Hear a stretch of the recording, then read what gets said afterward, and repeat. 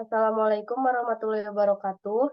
Yang terhormat Dr. Intan Renata, selaku dosen pembimbing mata kuliah Ilmu Penyakit Dalam.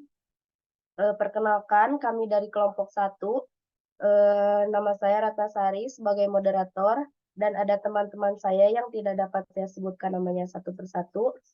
Di sini kami akan memaparkan materi dan penayangan role-play tentang materi sistem imunologi atau autoimun atau lupus. Untuk yang selanjutnya yaitu pemaparan materi kepada pemateri, saya persilahkan.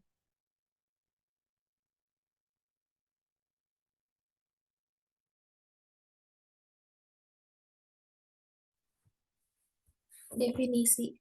Autoimun berhubungan dengan sistem imunitas tubuh. Sistem kekebalan tubuh memproduksi sejenis protein yang bertugas sebagai antibodi yang memproteksi tubuh dari kuman-kuman, bakteri, virus yang menimbulkan infeksi. Pada penderita lupus, sistem imun tidak dapat membedakan sel sehat dan sel bakteri atau virus, sehingga antibodi yang diproduksinya menyerang sel-sel sehat.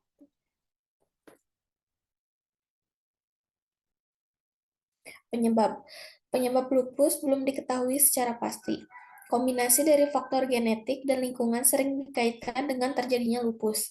Beberapa pemicu munculnya gejala lupus adalah paparan sinar matahari, penyakit infeksi, atau obat-obatan tertentu. Lupus dapat menyebabkan peradangan di berbagai organ dan bagian tubuh. Penyebab penyakit autoimun. Penyebab penyakit autoimun belum diketahui secara pasti.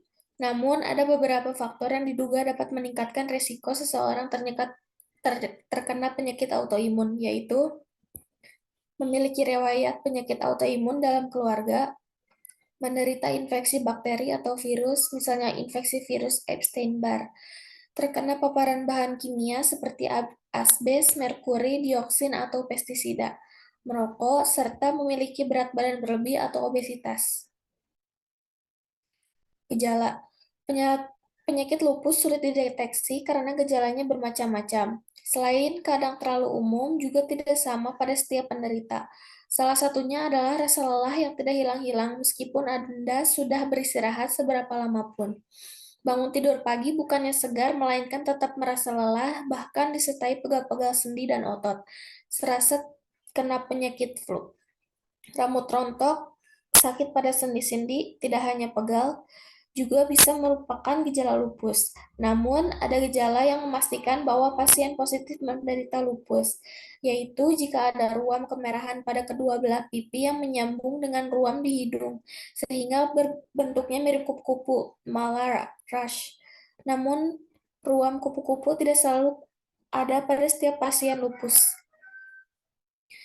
Beberapa jenis penyakit autoimun memiliki gejala awal yang sama, seperti sering merasa lemas, otot pegal atau nyeri sendi, ruam kulit, demam yang hilang timbul, bengkak di sendi atau wajah, rambut rontok, sulit konsentrasi, kesemutan di tangan atau kaki.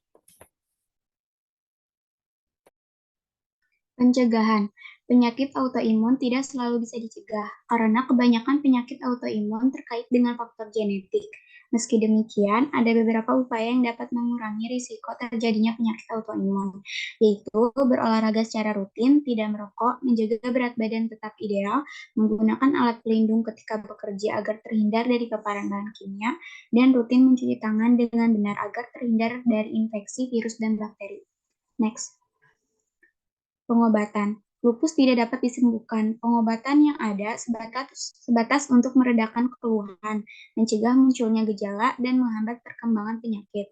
Metode pengobatannya bisa berupa pemberian obat-obatan, penerapan pola hidup sehat, dan pengelolaan stres dengan cara yang positif. Lupus juga tidak dapat dicegah, namun ada beberapa hal yang dapat dilakukan untuk menurunkan risiko terkena lupus atau mencegah kambuhnya keluhan dan gejala. Contohnya adalah dengan menerapkan gaya hidup sehat, menghindari pemicu lupus, dan melakukan kontrol kesehatan ke dokter secara berkala. Next. Sebagian besar penyakit autoimun belum dapat dokter sembuhkan, tetapi gejala yang timbul bisa kamu cegah atau kontrol agar tidak timbul flare. Pengobatan untuk menangani kondisi ini tergantung pada jenis penyakit yang seorang idap, gejala yang muncul, dan tingkat keparahannya. Beberapa contoh obat yang dapat kamu gunakan untuk mengobati penyakit autoimun meliputi obat penghilang rasa sakit, yang kedua injeksi insulin, obat tidur, pertukaran plasma, obat antiinflamasi, kortikosteroid, obat untuk depresi dan kecemasan, krim dan pil ruam, dan imunoglobulin intravena. Next. Gangguan autoimun selama kehamilan. Gangguan autoimun termasuk penyakit Graves. Lebih sering terjadi pada wanita, terutama wanita hamil. Antibodi abnormal yang dihasilkan pada kelainan autoimun dapat melewati plasenta dan menyebabkan masalah pada janin. Yang kesatu, sindrom antifosfolipid. Sindrom antifosfolipid yang menyebabkan penggumpalan darah terbentuk terlalu mudah atau berlebihan. Dapat menyebabkan hal berikut selama kehamilan. Keguguran atau lahir mati, tekanan darah tinggi atau preeklamsia, jenis yang mungkin tidak tumbuh sesuai harapan jika seorang wanita menderita sindrom antifosfolipid. Dia biasanya diobati dengan antikoagulan dan aspirin dosis rendah selama kehamilan dan selama 6 minggu setelah melahirkan. Yang kedua, trombositopenia imun atau ITP. Pada trombositopenia imun, antibodi menurunkan jumlah trombosit dalam aliran darah. Trombosit yang terlalu sedikit dapat menyebabkan pendarahan berlebihan pada ibu hamil dan bayinya. Pengobatan trombositopenia imun, kortikosteroid, terkadang imunoglobulin diberikan secara intravena. Next. Yang kelima, lupus eritematosus sistemik. Lupus mungkin muncul pertama kali memburuk atau menjadi tidak terlalu parah selama kehamilan. Jika wanita penderita lupus mengonsumsi hidroksikloroquine sebelum hamil, mereka mungkin meminumnya selama kehamilan. Jika kambuh kembali terjadi, wanita mungkin perlu mengkonsumsi prednison dosis rendah melalui mulut. Kortikosteroid lain seperti metilprednisolon yang diberikan secara intravena atau obat yang menekan sistem kekebalan seperti azathioprine. Untuk yang selanjutnya yaitu pemaparan penayangan role play. Assalamualaikum, Bu.